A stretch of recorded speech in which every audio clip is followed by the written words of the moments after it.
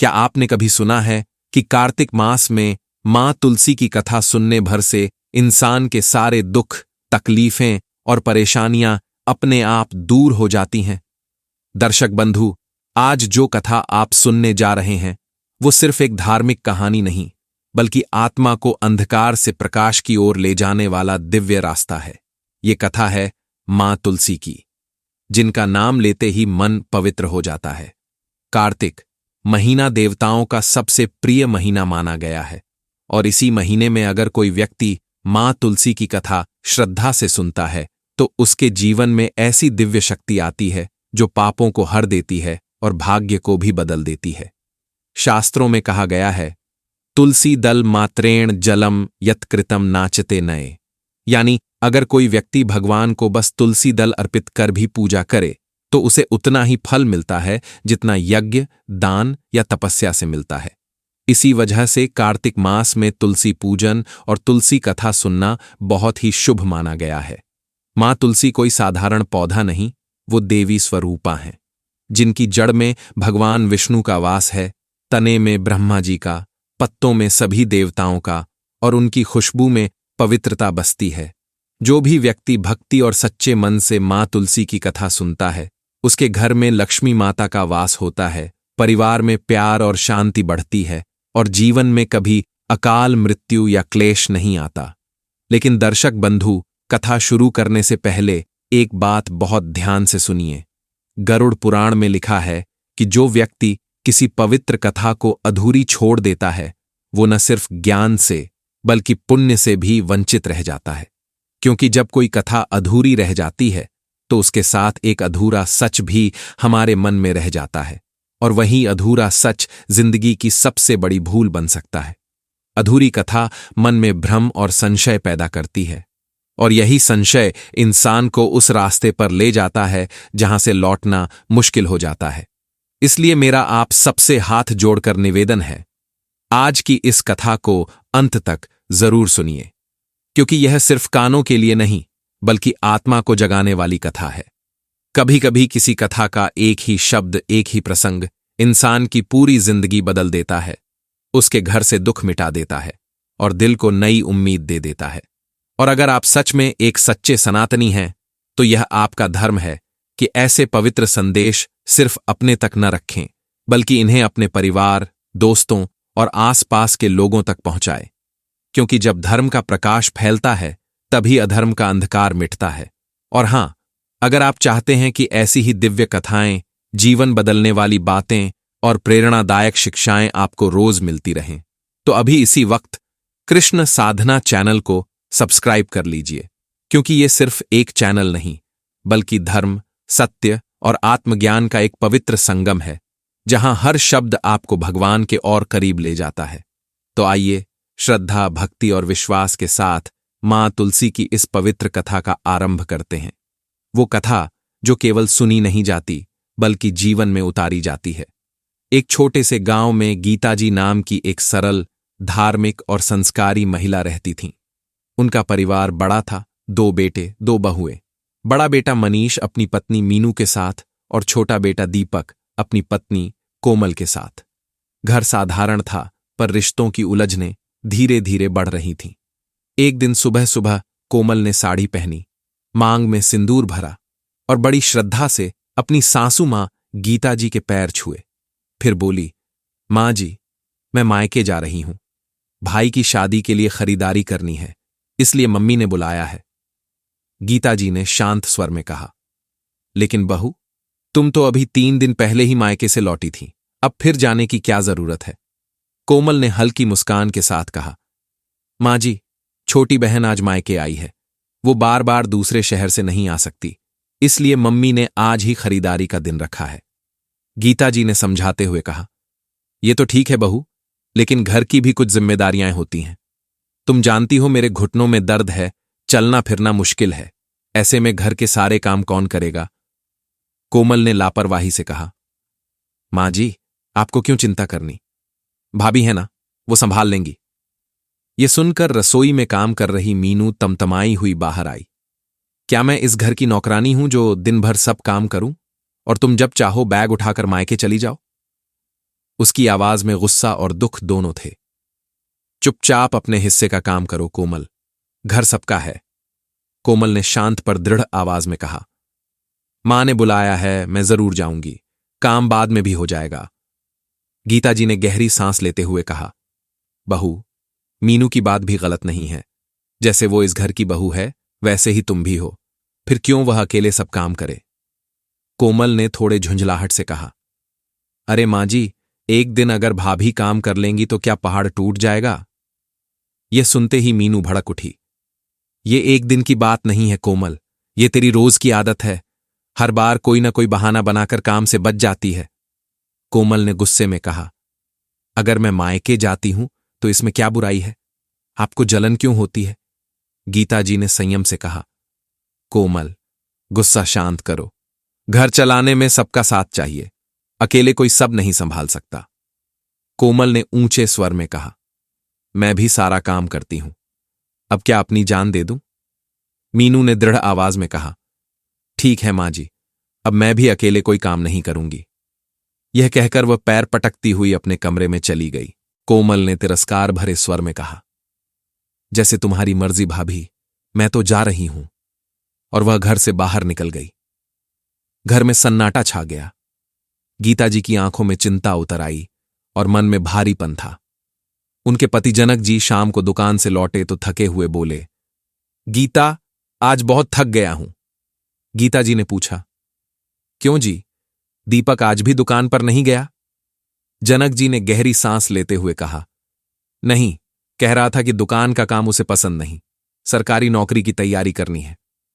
कुछ पल रुककर बोले। लेकिन कौन समझाए कि नौकरी इतनी आसानी से नहीं मिलती, और उधर मनीष अकेला दुकान पर सब संभाल रहा है। गीता जी ने चिंता भरे स्वर में कहा। हे भगवान, एक तरफ बेटा जिम्मेदारी से भाग रहा है और दूसरी तरफ बहू घर के काम से। जनक जी ने कहा। गीता, बहुत भूख लगी है, बहू से कहो खाना लगा दे।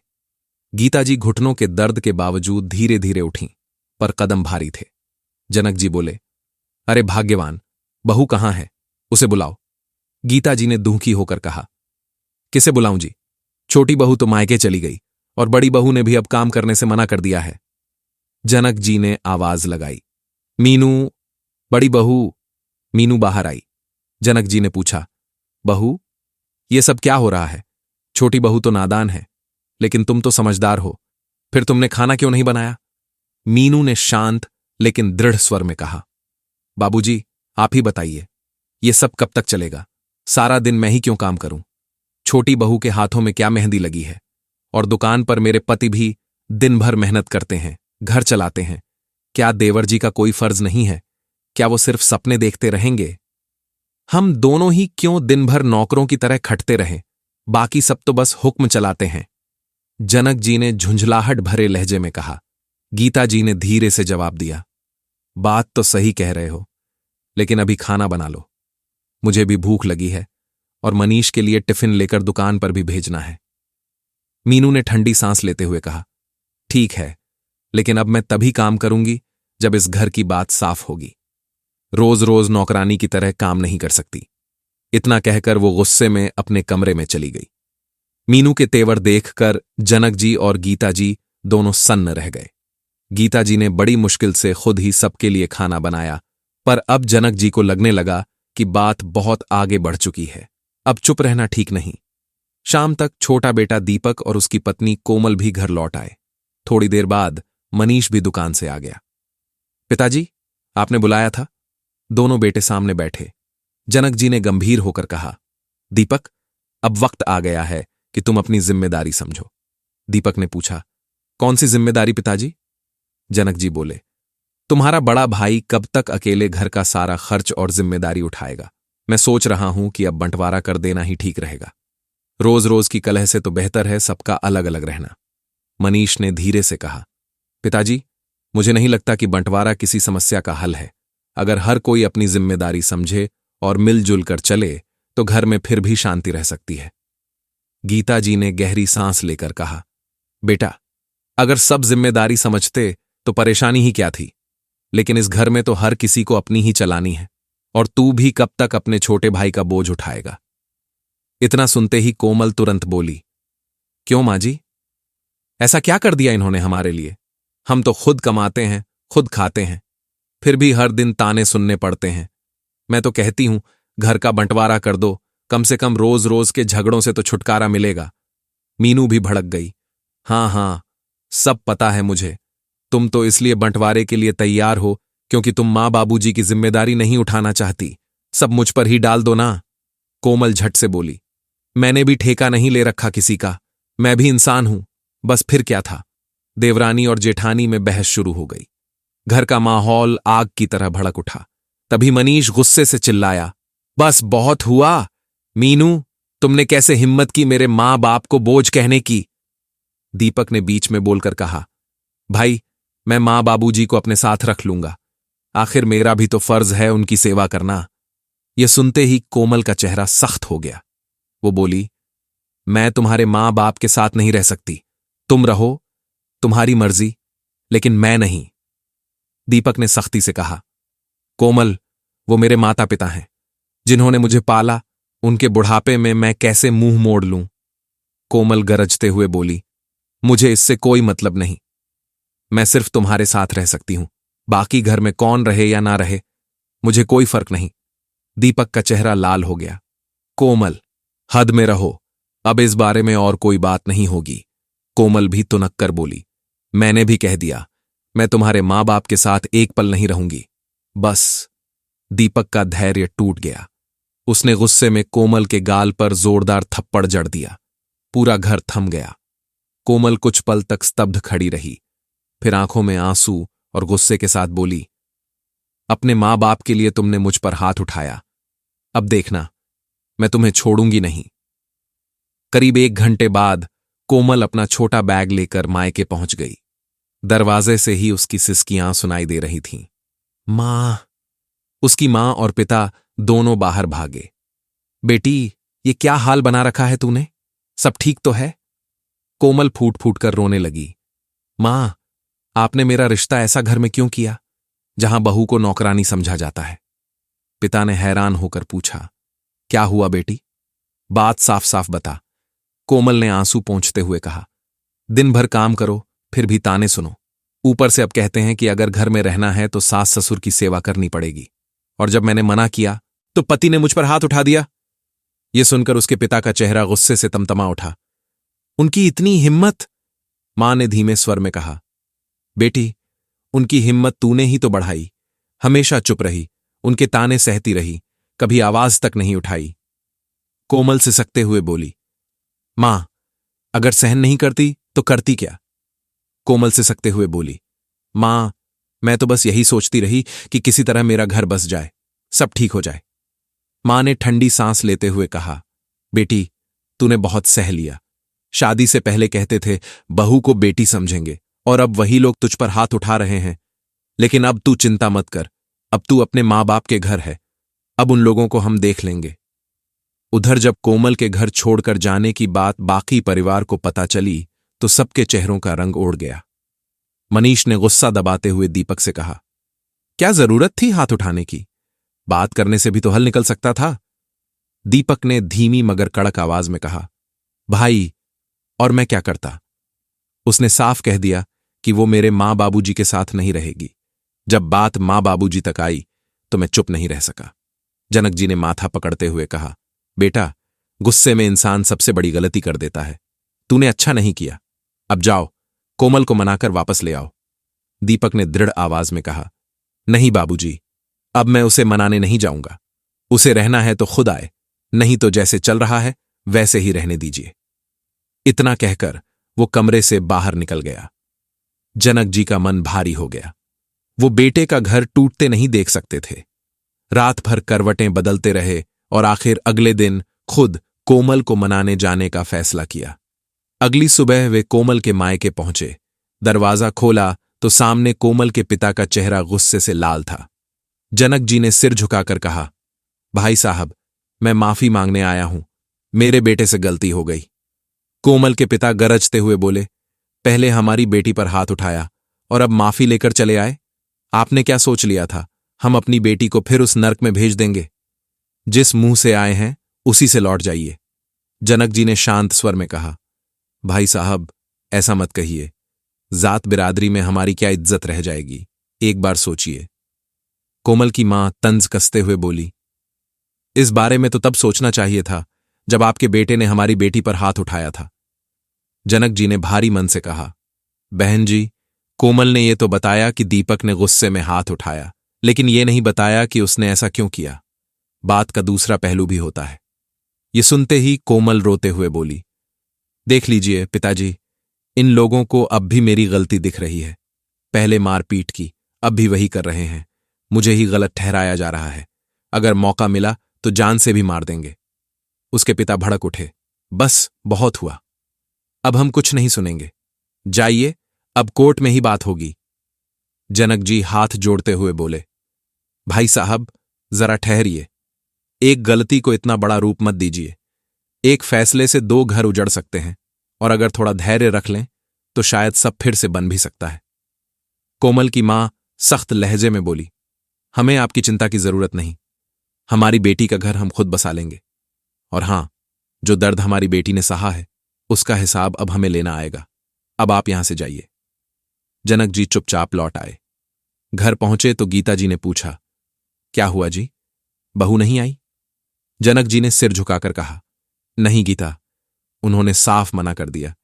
मैंने हाथ जोड़कर माफी भी मांगी, पर न कोमल तैयार है, न उसके मां बाप। अब तो वे कोर्ट जाने की बात कर रहे हैं।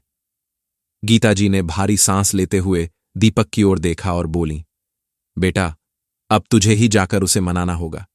घर की बात घर में ही सुलझानी चाहिए। दीपक ठंडी आवाज में बोला, मां, आप चिंता मत करो। जो मेरे मां बाप को अपना नहीं सकती, मुझे ऐसी पत्नी नहीं चाहिए। जो करना है करने दो उन्हें। गीता जी बोली, बेटा, इसी अहंकार से घर टूट जाते हैं। झुक जाने में ही समझदारी है। दीपक ने बस इतना कहा, अब जो होना है देखा जाएगा, और कमरे से बाहर चला गया। पीछे खड़ी मीनू यह सब सुन रही थी। चेहरे पर न जाने कैसा भाव था, गुस्सा, डर या शायद सोच कि अब बारी उसकी भी आ सकती है। अगले दिन दोपहर में जब मनीष दुकान से खाना खाने घर आया तो उसने अपनी मां को खुद कपड़े धोते देखा। वो हैरान रह गया। मां, ये क्या, मीनू कहां है? मां ने सिर झुका लिया। मनीष समझ गया कि कुछ ठीक नहीं चल रहा।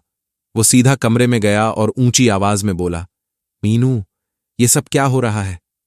मीनू ने बिना देखे कहा, क्या हुआ? मैंने क्या कर दिया?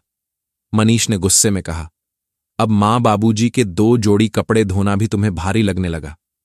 मीनू चढ़कर बोली, अच्छा, तो सब कुछ मैं ही करूं? सुबह से रात तक घर संभालती हूं, फिर भी तुम्हें छोटा काम लगता है? और वो महारानी तो मायके में मजे कर रही हैं, मैं ही क्यों यहां पिसती रहूं?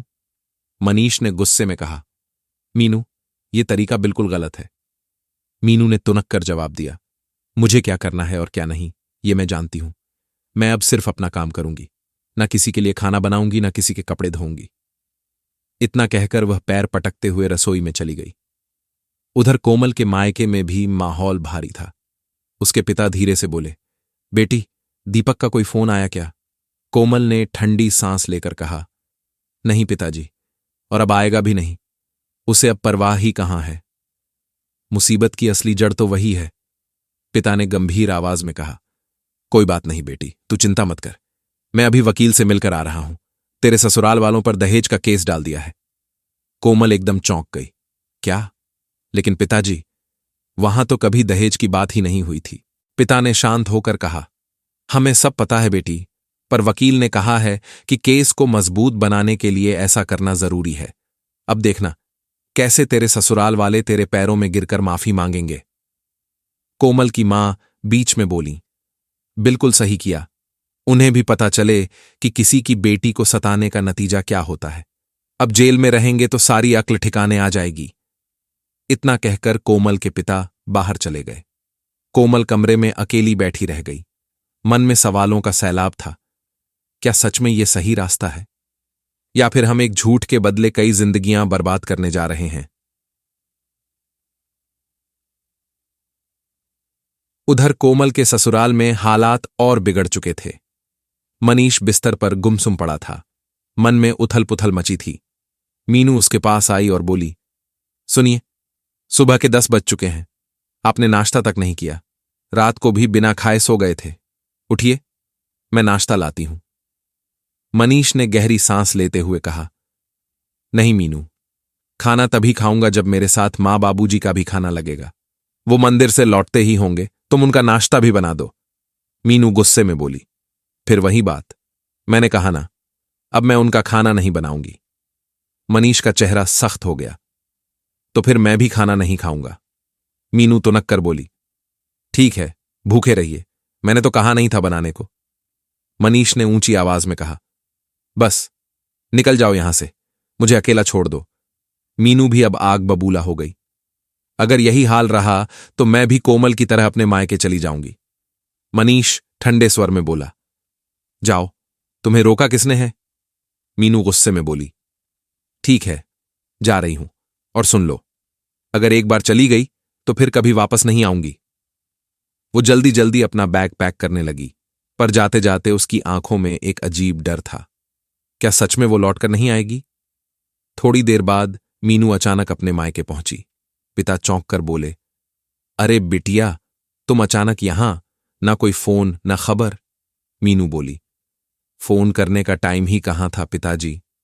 पिता ने चिंता से पूछा, क्या हुआ बेटी, सब ठीक तो है? मीनू की आंखों में आंसू आ गए। कुछ भी ठीक नहीं है। सास ससुर ने मेरा जीना मुश्किल कर दिया है, और पति हैं कि मुझसे बात तक नहीं करते।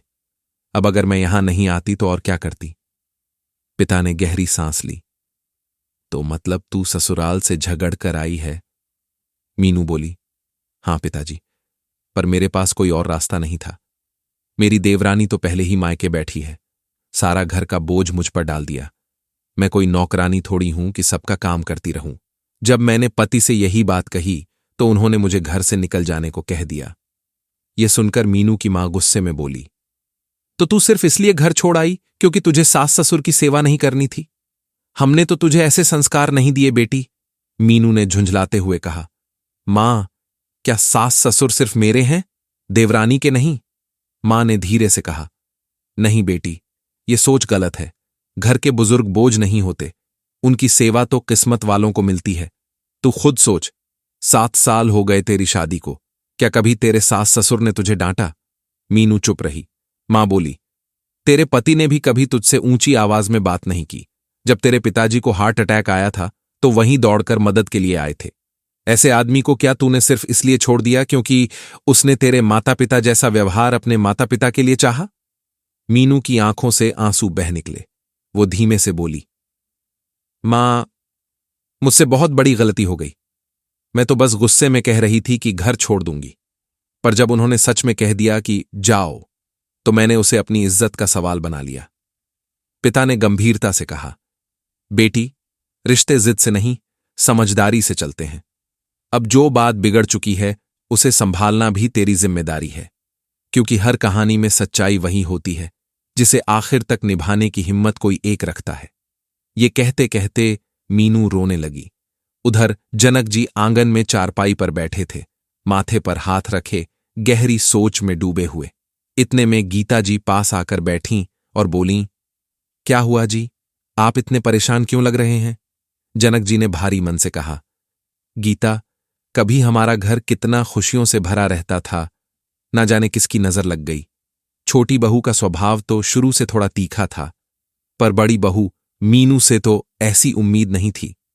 गीता जी ने आह भरते हुए कहा, हमने तो सोचा था कि दोनों बेटे शादी कर लेंगे तो बहुएं घर की जिम्मेदारी संभाल लेंगी और हम बुजुर्ग आराम से अपने दिन काटेंगे, लेकिन ये दिन भी देखने पड़ेंगे। ये तो सोचा ही नहीं था। तभी दरवाजे की घंटी बजी। जनक जी ने दरवाजा खोला तो सामने मीनू अपने पिता के साथ खड़ी थी, सिर झुका हुआ, आंखों में शर्म। जनक जी ने तुरंत अंदर बुलाया। मीनू ने सास ससुर के पैर छुए। उसके पिता ने कहा, जनक जी, मैं अपनी बेटी की तरफ से माफी मांगता हूं। जैसे ही पता चला कि यह ससुराल में झगड़ा करके मायके चली आई है, मैं इसे लेकर खुद वापस आया हूं। जनक जी ने हाथ जोड़ते हुए कहा, अरे नहीं भाई साहब, आप माफी क्यों मांग रहे हैं? बच्चे हैं, गलती हो जाती है। हमारे लिए यही बहुत है कि हमारी बेटी वापस आ गई।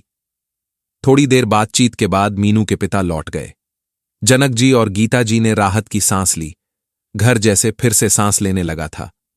शाम को जब मनीष घर आया तो उसने मीनू को देखा तक नहीं, चुपचाप कमरे में चला गया। मीनू उसके पीछे गई और धीमी आवाज में बोली, सुनिए, मुझे अपनी गलती का एहसास हो गया है। माँ पिताजी ने मुझे समझा दिया है। मैं वादा करती हूं, आगे से माँ बाबूजी की सेवा में कोई कमी नहीं छोड़ूंगी। अब मैं उन्हें अपने माँ बाप की तरह मानकर ही रहूंगी। मनीष ने गहरी सांस ली। मीनू, क्या हमारा रिश्ता इतना कमजोर था कि छोटी सी नाराजगी में तुम बैग उठाकर चली गई? क्या तुम्हें जरा भी यकीन नहीं था मुझ पर? मीनू रोते हुए बोली, सच कहूं तो मैं जाना नहीं चाहती थी, बस गुस्से में कह दिया और फिर अपनी बात से पीछे नहीं हटी।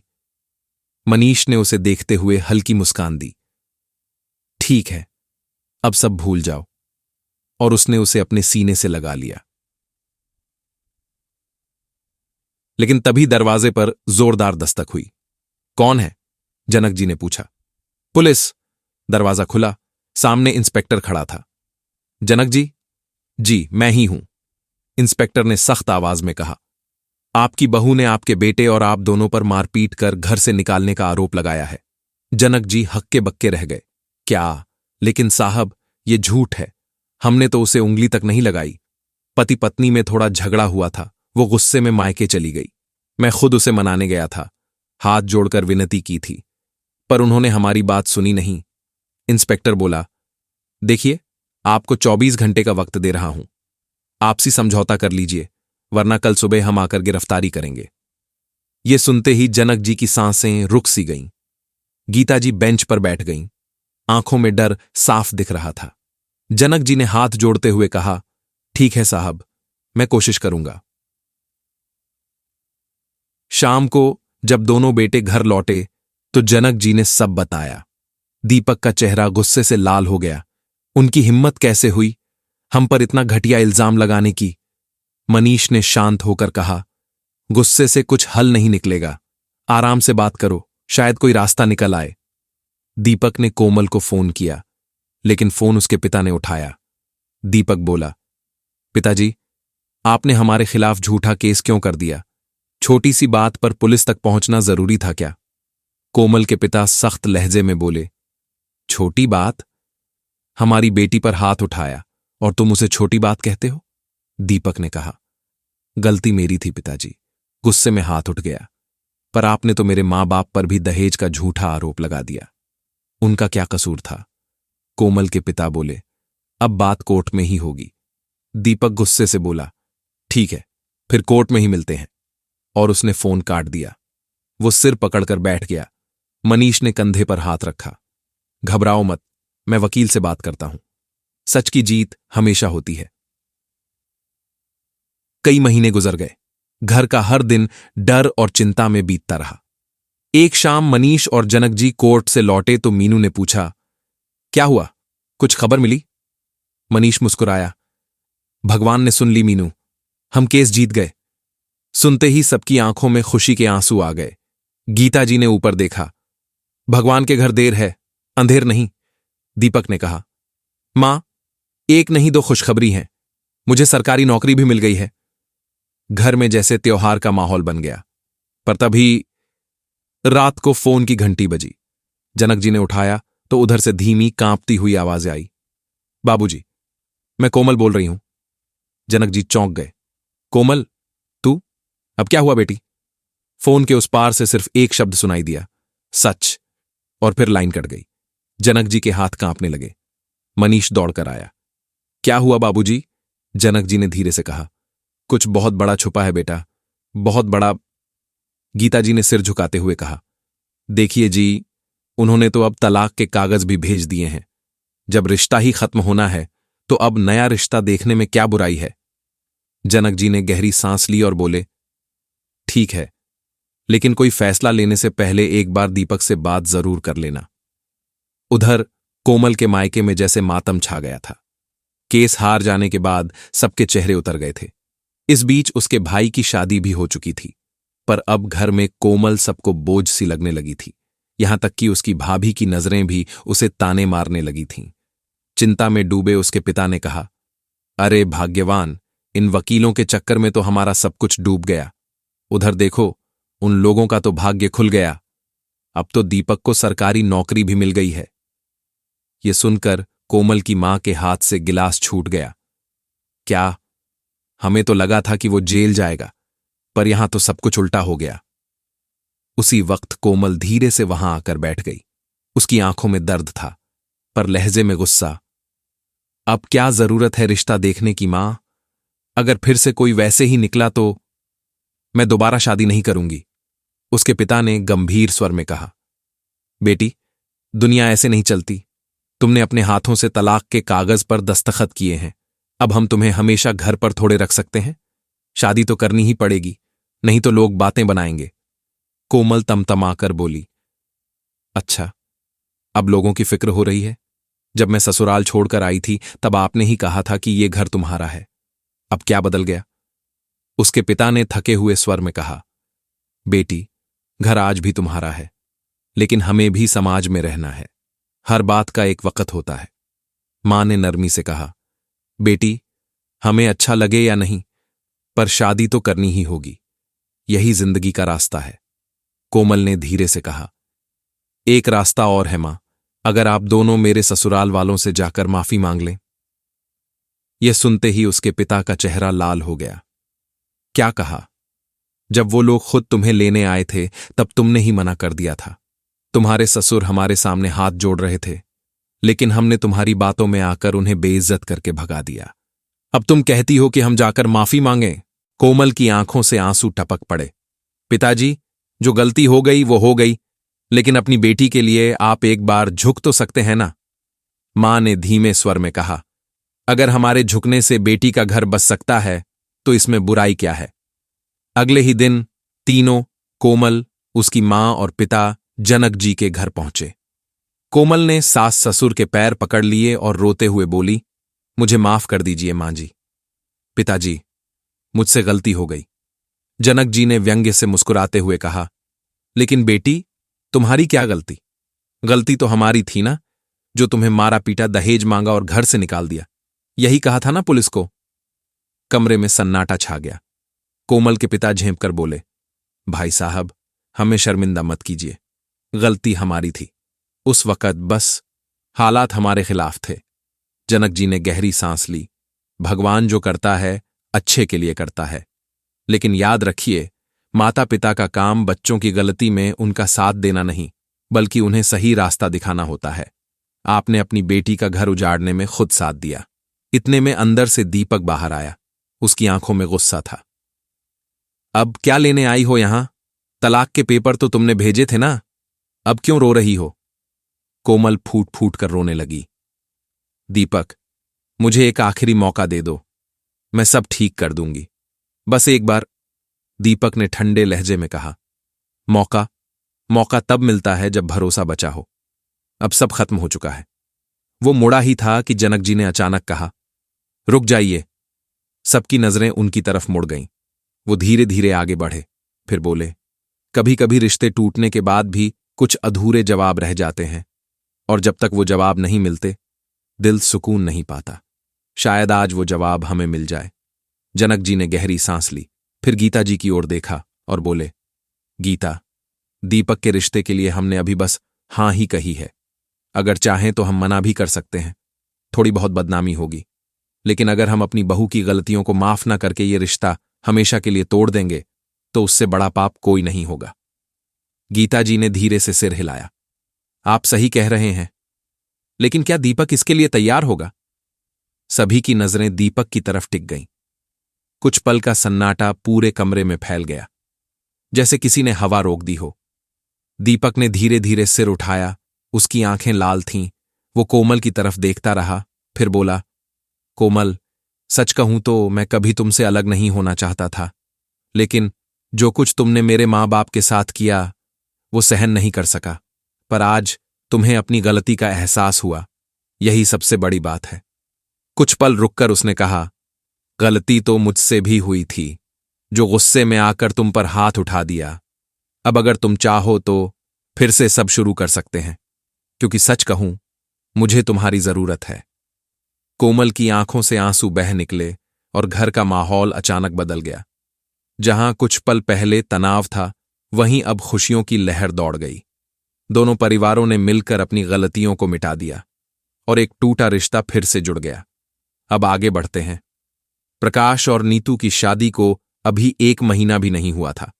पहले तो सब कुछ ठीक चल रहा था, लेकिन फिर धीरे धीरे नीतू की सास के असली रंग दिखने लगे, क्योंकि प्रकाश की मां खुद अपनी सास के सख्त स्वभाव की शिकार रह चुकी थी। इसलिए अब वो वहीं सब अपनी बहू पर उतारने लगी। सुबह के 4 बजे थे। नीतू गहरी नींद में थी कि दरवाजे पर तेज दस्तक हुई। बहू, उठ जा बहू, आज बहुत काम है। नीतू ने आंखें मलते हुए दरवाजा खोला तो सामने सास खड़ी थी। देखो तो जरा, महारानी अब तक सो रही हैं। जब मेरी सास जिंदा थी तो मैं तो उनकी आंख खुलने से पहले उठ जाती थी, और ये तो राजा महाराजा की तरह सो रही है। सास के शब्दों में ताने और गुस्सा दोनों थे। वो बड़बड़ाती चली गई। आज झाड़ू पोछा, बर्तन खाना, सब कुछ करना है। और सुन, मेरी सहेलियां भी आने वाली हैं। सब कह रही थीं कि तुम्हारे हाथ का खाना बहुत टेस्टी होता है, तो जल्दी से बना लेना। नीतू मन ही मन बिफर गई। अरे, जैसे पहली बार काम कर रही हूं। इन्हें तो बस मुझे सताने का बहाना चाहिए। फिर उसने सोचा, इनकी अपनी बेटी देखो, सो रही होगी महारानी की तरह। मजाल है कि उसे कुछ कह दें। उसे याद आया कि उसकी सास को यह सब पड़ोस की चाची ने ही सिखाया था, बहू को कैसे कंट्रोल करना है। हर दिन नई तरकीबें मिलती थीं वहां से, लेकिन नीतू भी कोई कमजोर नहीं थी। उसने अपने मायके में देखा था कि उसकी मां भी भाभियों के साथ वही करती थी। अब वही हाल खुद के साथ देखकर वो अंदर ही अंदर सोचने लगी, अब वक्त आ गया है सास को संभालने का। धीरे धीरे नीतू ने प्लान बनाना शुरू कर दिया। वो सोचने लगी, प्रकाश इतना कमाता है कि हम दोनों का अलग से रहना आसान है। घर बढ़ जाए तो सबकी जिंदगी आसान हो जाएगी। प्रकाश 3 भाइयों में सबसे बड़ा था। उसी की शादी इसीलिए पहले करवाई गई थी कि बहू आकर घर संभाल ले। लेकिन अब मां अपनी बेटी की शादी की तैयारी में लगी थी और छोटे बेटों की जिम्मेदारी भी उसी पर डाल रही थी। कुछ दिन तक सब सामान्य चला, लेकिन कहते हैं ना, जहां आग है वहां धुआं देर सवेर उठता ही है। एक दिन जब सास शिव चर्चा से लौटकर आई तो गुस्से में आग बबूला थी। बहू, तुम्हारे मां बाप ने तुम्हें क्या सिखाया है? मेरी सारी सहेलियां तेरी बुराई कर रही थीं। तूने तो मेरी नाक कटवा दी। आज के बाद तू खेतों में भी काम करेगी, ताकि तुझे पता चले कि दाल चावल का भाव क्या होता है। नीतू का धैर्य टूट गया। उसकी आंखों में आंसू नहीं, आग थी। वो उठ खड़ी हुई और बोली, बस बहुत हो गया मां जी। अब मैं भी सबको बताऊंगी कि असली गलती किसकी है। क्या नीतू अब सास के खिलाफ कुछ बड़ा कदम उठाएगी, या प्रकाश अपनी मां और पत्नी के बीच उलझ जाएगा? जानिए अगले भाग में, जहां नीतू का फैसला न सिर्फ एक घर बल्कि पूरे परिवार की सोच बदल देगा। नीतू ने झटके से आंचल संभालते हुए कहा, मां जी, मैंने अब तक आपकी बहुत इज्जत की है, पर आज तो आपने हद ही कर दी। मेरे मायके में मैं रानी की तरह रहती थी। कभी खाना नहीं बनाया, कभी खेत पर पैर तक नहीं रखा। यहां आकर मैं सब कुछ करती हूं, खाना बनाती हूं, झाड़ू पोंछा करती हूं, पानी भरती हूं, बर्तन मांजती हूं, फिर भी आपको मुझसे शिकायत रहती है। अगर आपको मेरा काम पसंद नहीं है तो खुद ही कर लीजिए सब। इतना सुनते ही सास का चेहरा गुस्से से लाल हो गया। मुझसे जुबान लड़ाती है तू? अपनी सास के सामने रानी बनेगी? और गुस्से में उन्होंने नीतू को एक जोरदार थप्पड़ जड़ दिया। वो थप्पड़ पूरे मोहल्ले में गूंज गया। कौन सही था, कौन गलत, किसी को समझ नहीं आया। घर में उस वक्त नीतू की ननद और दोनों देवर भी थे। सबके सामने नीतू की इज्जत जैसे मिट्टी में मिल गई। वो रोती हुई अपने कमरे में चली गई और दरवाजा धड़ाम से बंद कर लिया। अंदर से बस सिसकियों की आवाज आ रही थी। नीतू ने सोचा, अब ये दरवाजा तभी खुलेगा जब प्रकाश घर आएगा। बाहर देवर और ननद सब कानाफूसी कर रहे थे। भैया को सब सच बताना पड़ेगा, पर मां को भी बचाना है। घर के हर कोने में तनाव और सन्नाटा भर गया। शाम ढल चुकी थी। प्रकाश और उसके पिता ऑफिस से घर लौटे तो घर का माहौल अजीब था। आमतौर पर जैसे ही वो आते, रसोई से खाने की खुशबू आती थी, पर आज घर में बस सन्नाटा था और अंधेरा। पिता ने हैरानी से पूछा, घर में इतना अंधेरा क्यों है? कोई कुछ बोल क्यों नहीं रहा? इतना सुनते ही मां रोने लगी। बेटा, तेरी बीवी ने तो हद कर दी, हमें अपमानित किया, जुबान चलाई। देख, कैसे हमारे घर में जहर घोल दिया इसने। उनके बेटे यानी प्रकाश के छोटे भाई ने भी मां का साथ दिया। प्रकाश ने कुछ नहीं कहा, बस गुस्से में अपने कमरे की ओर चला गया। दरवाजे पर जोर से दस्तक दी। अंदर नीतू आईने के सामने बैठी थी, आंखों में आंसू और चेहरा लाल। उसने अपने सुलझे बालों को जानबूझकर थोड़ा उलझा लिया ताकि हालत और भी बुरी लगे। दरवाजा खुलते ही वो फूट फूट कर रो पड़ी। प्रकाश ने गुस्सा दबाते हुए कहा, नीतू, साफ साफ बताओ, हुआ क्या था। नीतू कुछ कहती, उससे पहले ही सांस फिर बोल पड़ी। अब क्या पूछेगा तू? जो मैंने बताया वो झूठ लगता है? तू अब मां का आंचल छोड़ के बीवी का पल्लू पकड़ेगा? प्रकाश ने आवाज ऊंची करते हुए कहा, मां, आप जरा शांत रहिए, मैं नीतू से बात कर रहा हूं। बस यही बात पिता को चुभ गई। अपनी मां से ऐसे बात करता है? अब बीवी के कहने पर हमें सिखाएगा तू? घर का माहौल बिगड़ गया। सच सुने बिना ही पिता बोले, हमारा फैसला हो गया है, अब और नहीं, कल से बंटवारा होगा। प्रकाश बोला, ठीक है पिताजी, कर दीजिए बंटवारा। हर रोज की ये लड़ाई अब नहीं झेलनी। रात भर कोई नहीं सोया। सुबह पंचायत बैठी। 20 धुर खेत 3 हिस्सों में बांट दिया गया। जो मां बाप की सेवा करेगा उसे थोड़ा ज्यादा मिलेगा। घर का सामान तक बंट गया। बाहर से सब ठीक लग रहा था, पर भीतर सब बिखर चुका था। मोहल्ले में चर्चाएं शुरू हो गईं। कितना अच्छा परिवार था, एक थप्पड़ ने सब तोड़ दिया। समय बीता।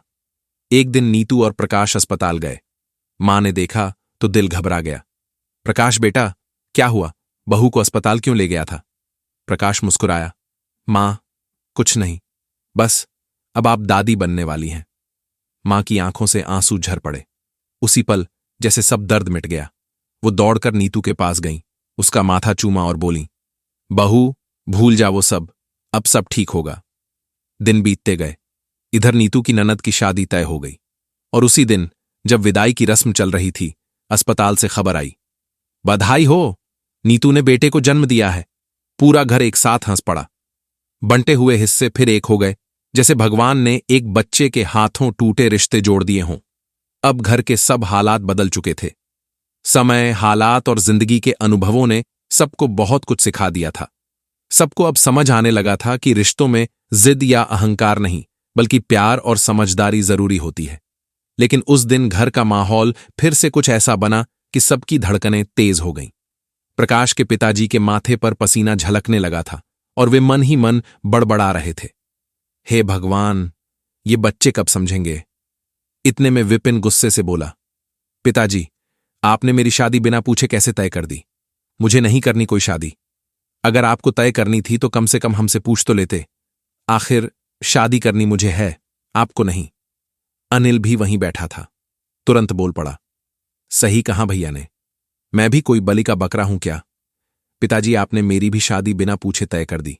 क्या सोचते हैं आप, मैं भी किसी से जबरदस्ती शादी कर लूं?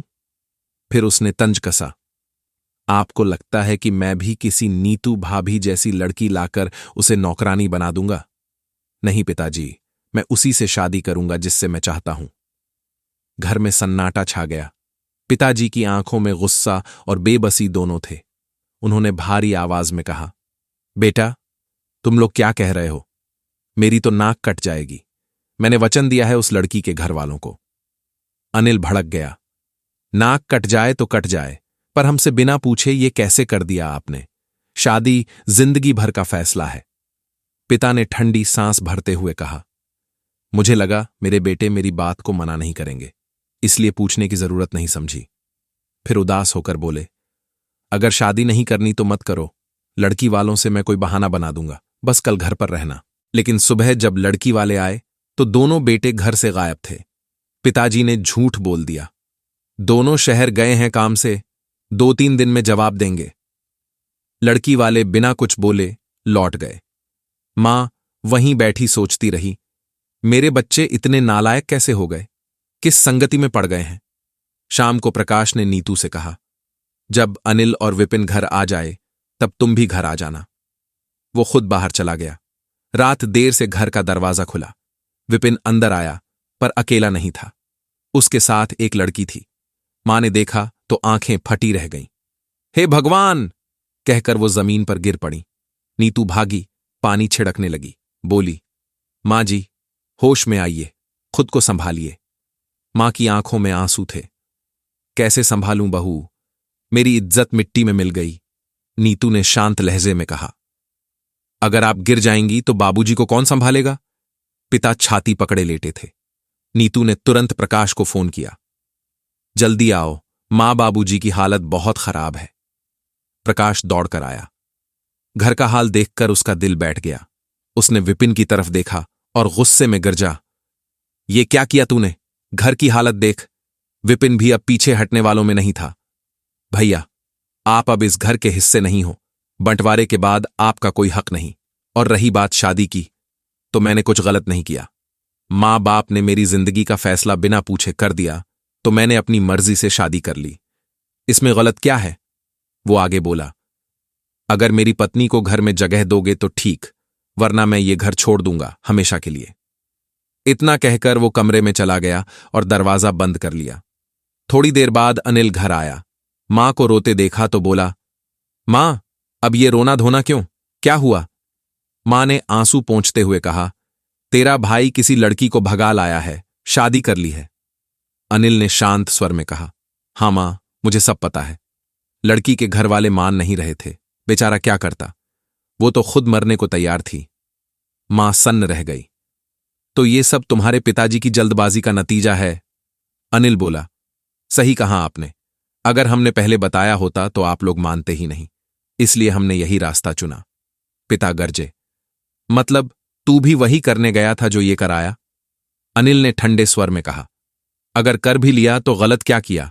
शादी की है, चोरी नहीं। पिता का चेहरा तमतमा उठा। क्या कहा तूने? अनिल ने धीरे से कहा, हां बाबूजी, मैंने भी कोर्ट में शादी कर ली है, सर्टिफिकेट भी बन गया है। अब जो भी होगा कोर्ट में होगा, लेकिन इतना जरूर कहता हूं, आपके नाम पर कभी दाग नहीं लगने दूंगा। लड़की वाले कल या परसों आपसे मिलने आएंगे। इतना कहकर वो चला गया और दरवाजा बंद कर लिया।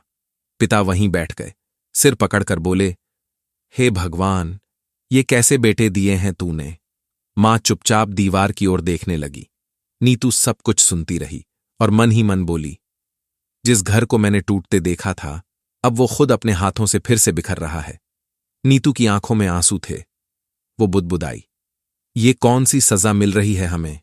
क्या कमी रह गई थी उनके पालन पोषण में? प्रकाश चुप था, उसके पास कोई जवाब नहीं था। इतने में मां ने दरवाजे पर दस्तक दी। विपिन बेटा, जरा दरवाजा तो खोलो, बात करनी है। अंदर से झल्लाती हुई आवाज आई। क्या है मां, क्यों चिल्ला रही हो? मां बोली, बेटा, गला नहीं फाड़ रही, तेरे बाबूजी बुला रहे हैं। विपिन ने दरवाजा खोला और गुस्से में बोला, अगर इस लड़की से शादी करनी है तो सही तरीके से करो, वरना इसे अभी के अभी इसके घर भेज दो। पिताजी ने शांत स्वर में कहा, ठीक है बेटा, जैसा तू कहेगा। हम रीति रिवाज से बात करेंगे, सही दिन तारीख तय कर लेंगे। विपिन ने व्यंग्य से हंसते हुए कहा, बस रहने दीजिए पिताजी, कहीं लोग ये न कहें कि आपको दहेज की पड़ी है। मां बोली, बेटा, हमें इन झगड़ों में नहीं पड़ना। जब लड़की वाले मान जाएंगे तब मंदिर में या समाज के सामने शादी करा देंगे। विपिन ने ठंडी सांस लेते हुए कहा, अब जो होगा देखा जाएगा। घर में सन्नाटा छा गया। रात भर मां बाप करवटें बदलते रहे, किसी को नींद नहीं आई। शाम को जब प्रकाश घर लौटा तो नीतू ने मोहल्ले वालों से सुनी सारी बातें उसे बताईं। सुनकर प्रकाश चुपचाप कुर्सी पर बैठ गया। कुछ देर बाद सिर पकड़कर रोने लगा। नीतू ने कहा, रोने से क्या होगा? आपने उन्हें रोका क्यों नहीं? प्रकाश बोला, तूने क्यों नहीं रोका? नीतू ने शांत स्वर में कहा, मैंने बहुत रोका था, पर वो कहते रहे, बोझ नहीं बनना हमें, और चले गए। प्रकाश ने टूटे स्वर में कहा, 3 बेटों के होते हुए भी मां बाप दर दर भटक रहे हैं, अब लोग क्या कहेंगे? इधर अनिल अपनी पत्नी को घर ले आया। विपिन और अनिल दोनों मनमानी करने लगे। दिन में पार्टियां, रात में झगड़े। मोहल्ले वाले भी अब पीठ पीछे बातें करने लगे थे। देखो कैसे बिगड़ गए हैं दोनों भाई। एक दिन अनिल के वकील दोस्त ने कहा, क्या तुमने घर अपने नाम करवाया है? अनिल ने कहा, नहीं, अभी तो पिताजी के नाम है। वकील बोला, तो फिर सावधान रहना, अगर उन्होंने घर बेच दिया तो तुम दोनों सड़क पर आ जाओगे। ये सुनते ही अनिल के हाथ पांव ठंडे पड़ गए। उसी रात उसने विपिन से बात की। दोनों ने फैसला किया, मां बाबूजी को घर वापस लाना होगा, वरना देर हो जाएगी। अगली सुबह दोनों भाई प्रकाश के पास पहुंचे। भैया, हमसे बहुत बड़ी गलती हो गई, मां बाबूजी को वापस लाना है। प्रकाश को पहले यकीन नहीं हुआ। इतना जल्दी बदल कैसे गई है? फिर बोला, ठीक है, कल चलेंगे, पर आज ऑफिस में मीटिंग है। अगले दिन सुबह तीनों भाई निकले। रास्ते में प्रकाश मन ही मन सोचता रहा, जैसे ही मां बाबूजी को देखूंगा उनके पैर पकड़ लूंगा। मां तो फौरन गले लगा लेंगी, बाबूजी कुछ कहेंगे नहीं, लेकिन उनकी आंखों में प्यार दिखेगा। दरवाजा खुला, मां बाहर आईं। चेहरा थोड़ा झुका हुआ था, पर आंखों में अपनापन अभी भी बाकी था। प्रकाश बोला, मां, बाबूजी, घर चलिए, मुन्ना रोज आपकी फोटो देखकर दादा दादी कहता है। मां की आंखें नम हो गईं। बेटा, हम भी तुम्हें बहुत याद करते हैं, लेकिन जो हुआ उसने हमें तोड़ दिया। प्रकाश ने मां का हाथ थामा। मां, गलती हमसे हुई, जैसे बचपन में होती थी। तब आप डांटती थीं, मारती थीं, पर छोड़कर तो नहीं जाती थी ना? मां ने भारी आवाज में कहा। बचपन कुछ और था बेटा, अब तुम बड़े हो गए हो और हमारे अपने ही हमें बोझ समझने लगे थे। तभी पीछे से बाबूजी की आवाज आई, क्यों आए हो यहां? जमीन के कागज चाहिए ना? हमें सब पता चल गया है। प्रकाश ने फौरन कहा, नहीं बाबूजी, हमें कोई जमीन नहीं चाहिए, हमें बस आप चाहिए। आप दोनों के बिना घर घर नहीं लगता। विपिन और अनिल भी बोले, बाबूजी, हमसे गलती हो गई, अब चाहे जो हो हमसे दूर मत रहिए, हम सब बदल गए हैं। बाबूजी की आंखें भर आईं। और तुम्हारी बीवियां, वो हमें बोझ नहीं समझेंगी? विपिन बोला, नहीं बाबूजी, अब वो भी आपको अपने मां बाप मानती हैं। उनके मायके वाले उनसे नाराज हैं, अब आप ही उनका सहारा हैं। प्रकाश ने हाथ जोड़ते हुए कहा, मां, बाबूजी, नीतू ने भी कहा है कि इस बार आप दोनों को लेकर ही आना। थोड़ी देर खामोशी रही, फिर मां ने धीरे से कहा, मुन्ना को देखने का मन करता है? प्रकाश ने कहा, तो चलिए मां, अब से आप कहीं नहीं जाएंगे। अनिल बाहर भागा और बोला, मैं गाड़ी बुक करता हूं। घर में हलचल सी मच गई। मां बाबूजी का सामान पैक हुआ, सबने साथ बैठकर खाना खाया।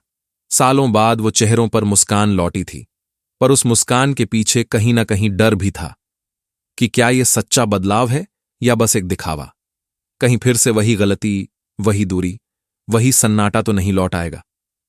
कमरे में रखी मां की पुरानी थैली हिल रही थी और अंदर से बाबूजी की आवाज़ आई, चलो बेटा, घर चलते हैं, अब जो होगा देख लेंगे।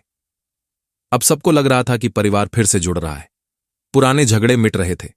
जो 2 धुर जमीन को लेकर पहले इतना बड़ा बवाल हुआ था, उस पर अब फैसला बदल गया था। पंचों ने कहा, वो जमीन उसी के नाम होगी जिसके साथ मां बाबूजी रहेंगे। लेकिन जब सबने देखा कि अब घर में प्यार और अपनापन लौट आया है, तो तय हुआ कि वो जमीन तीनों भाइयों में बराबर बांटी जाएगी। सबके चेहरों पर मुस्कान थी। मां, बाबूजी, बच्चे सब जैसे लंबे समय बाद सुकून में थे। विपिन और अनिल को अब सच में अपनी गलती का एहसास हो चुका था। परिवार अब एक साथ शांति और सम्मान के साथ रहने लगा। लेकिन कहानी यहीं खत्म नहीं होती। असल कहानी तो अब शुरू होती है। कार्तिक मास शुरू हुआ था। सुबह की हवा में ठंडक थी, लेकिन साथ ही एक अजीब सी शांति भी। मोहल्ले के हर घर में तुलसी के पास दीप जल रहे थे। ऐसा लगता था मानो हवा में भक्ति घुल गई हो। कहा जाता है, जो कार्तिक मास में सच्चे मन से तुलसी की पूजा करता है, उसके जीवन के दुख खुद ब खुद मिटने लगते हैं। किसी छोटे से गांव में वैदेही नाम की एक युवती रहती थी। एक सीधी सादी शांत स्वभाव की औरत। लेकिन उसके जीवन में दुखों का पहाड़ था। पति का देहांत, घर की तंगी और समाज की ताने सुनने की मजबूरी। फिर भी वैदेही का मन टूटा नहीं था। वो हर सुबह जल्दी उठती, दूसरों की मदद करती और हर पल भगवान का नाम जपती रहती। एक रात उसने एक अजीब सपना देखा। एक हरी भरी तुलसी का पौधा था, जिसके पास एक सफेद वस्त्र पहने युवक बैठा था। वो मुस्कुरा रहा था और वैदेही की ओर हाथ बढ़ा रहा था। वैदेही नींद से उठी। दिल तेज धड़क रहा था। उसे लगा शायद ये कोई संकेत है। उस दिन से उसने निश्चय कर लिया कि वो कार्तिक मास में तुलसी की पूजा सच्चे मन से करेगी। अगली सुबह उसने तुलसी के पास की मिट्टी साफ की, पौधे के चारों ओर झाड़ू लगाई, फिर धीरे से तुलसी पर जल चढ़ाया और हाथ जोड़कर बोली, हे तुलसी माता, तुम वह वृक्ष हो जो घर में सुख, शांति और समृद्धि लाती हो। मुझे अपने चरणों का आशीर्वाद दो। शाम होते ही वो दीप जलाती, तुलसी के चारों ओर आरती करती और एयूएम नमो नारायणाय का जाप करती। लोग हंसते, अरे वैदेही, सिर्फ दिया जलाने से क्या बदल जाएगा? लेकिन वैदेही मुस्कुरा देती, क्योंकि उसे पता था भक्ति में जो ताकत है वो दुनिया की किसी ताकत में नहीं। दिन बीतते गए। एक रात अचानक गांव में तूफान आ गया। तेज हवाएं, मूसलाधार बारिश, नदी उफान पर थी। कई घर गिर गए, लोग इधर उधर भाग रहे थे। वैदेही का घर भी खतरे में था, लेकिन वो डरी नहीं। उसने अपने पास का थोड़ा अनाज निकाला, भूखों में बांटा और लोगों को ऊंचे स्थान पर पहुंचाने लगी।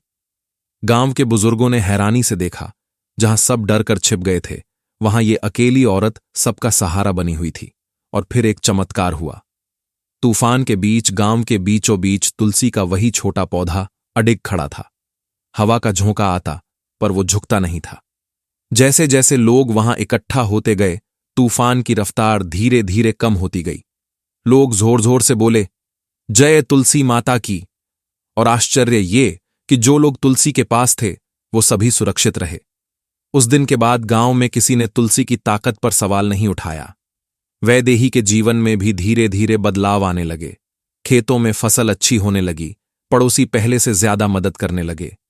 सबसे बड़ी बात, उसके मन में जो बेचैनी थी वो जैसे कहीं गायब हो गई। वो अब हर सुबह तुलसी के पास बैठती और सोचती, दुख तो बाहर नहीं होते, वो तो हमारे अंदर होते हैं। जब मन शांत हो जाए तो कोई दुख रह ही नहीं जाता। तुलसी ने जैसे उसके भीतर की अंधेरी कोठरी में दीपक जला दिया था। अब वो किसी से शिकायत नहीं करती थी, न किस्मत को कोसती थी। जो मिला उसे भगवान की मर्जी मानकर स्वीकार कर लिया। एक दिन शाम के वक्त जब सूरज ढल रहा था और हवा में तुलसी की पत्तियों की खुशबू फैली थी, तभी एक अजनबी गांव में आया। संत जैसी शांति थी उसके चेहरे पर। उसने वैदेही से कहा, बेटी, तेरी भक्ति सच्ची है, पर तेरे मन में अब भी थोड़ी कड़वाहट बाकी है, उसे छोड़ दे। वैदेही ने धीरे से पूछा, ज्ञानदाई, वो कड़वाहट कब मिटेगी? संत मुस्कुराया, पर जवाब नहीं दिया। बस तुलसी के पास जाकर दीपक में थोड़ा सा घी डाला और बोला, जब तू इस लौ को खुद में महसूस कर लेगी तब तेरे हर दुख का अंत हो जाएगा।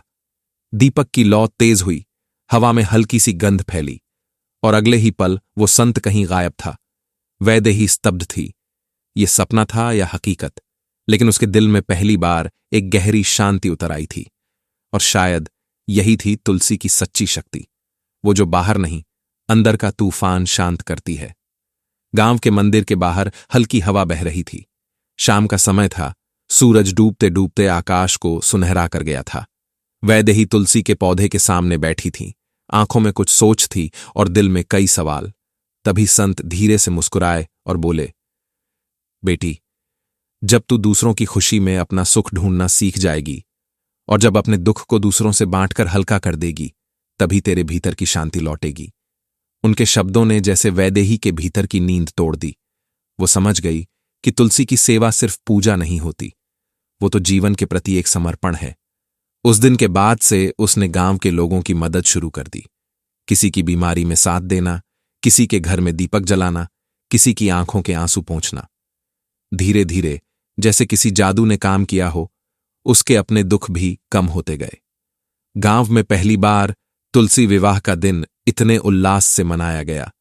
घर घर में भजन गूंजे, तुलसी के चारों ओर रंगोली बिछी और वैदेही ने सबको अपने घर बुलाया।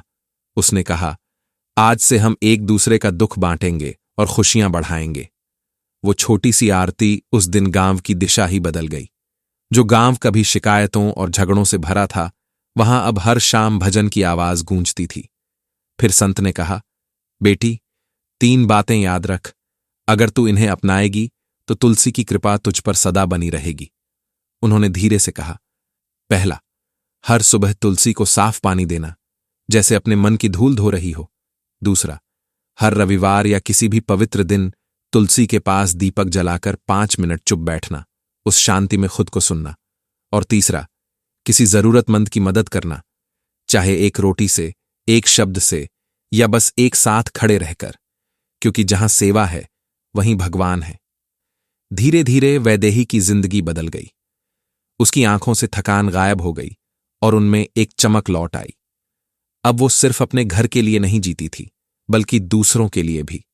उसने समझ लिया था कि सच्ची पूजा सिर्फ मंत्र नहीं, बल्कि उसका पालन है। तुलसी ने उसे सिखाया कि हर दुख अस्थायी है और हर परीक्षा में कुछ न कुछ सीख छिपी होती है। जब उसने अपने भीतर झांका तो उसे एहसास हुआ कि जिस ईश्वर को वो बाहर ढूंढ रही थी, वो तो हमेशा उसके भीतर ही था। और कहते हैं, उस रात जब उसने पहली बार तुलसी के नीचे दीपक जलाया, हवा में जैसे कोई धीमी सी सुगंध फैल गई। उसका मन अजीब सी शांति से भर गया। कुछ पल को ऐसा लगा जैसे कोई अदृश्य शक्ति उसके सिर पर हाथ रख रही हो। तभी संत की आवाज फिर उसके कानों में गूंजी, जब भक्ति सच्ची होती है ना बेटी, तब भगवान खुद चलकर आते हैं, बस मन साफ होना चाहिए। वो मुस्कुराई, हाथ जोड़े और धीरे से बोली, हे तुलसी माता, मेरे घर में प्रेम बना रहे, दुख दूर हों और मेरे मन में सच्ची श्रद्धा सदा जलती रहे। और उस पल, उस छोटे से गांव में तुलसी के नीचे एक दीपक जल रहा था, जो शायद सिर्फ तेल से नहीं बल्कि सच्चे विश्वास से जल रहा था। कहते हैं, जहां सच्ची आस्था होती है वहां भगवान खुद ठहर जाते हैं। तो दोस्तों, हम उम्मीद करते हैं कि आपको उपदेश और कहानी पसंद आए होंगे। तो मित्रों, आपको यह उपदेश और कहानी अच्छी लगी हो तो वीडियो को लाइक करके कृष्णा साधना चैनल को सब्सक्राइब कर लें और अपने दोस्तों रिश्तेदारों को भी यह ज्ञान भरी वीडियो शेयर कर दो और कमेंट में जय श्री कृष्णा लिख दो। मित्रों, आपका पूरी वीडियो देखने के लिए धन्यवाद। जय श्री कृष्णा।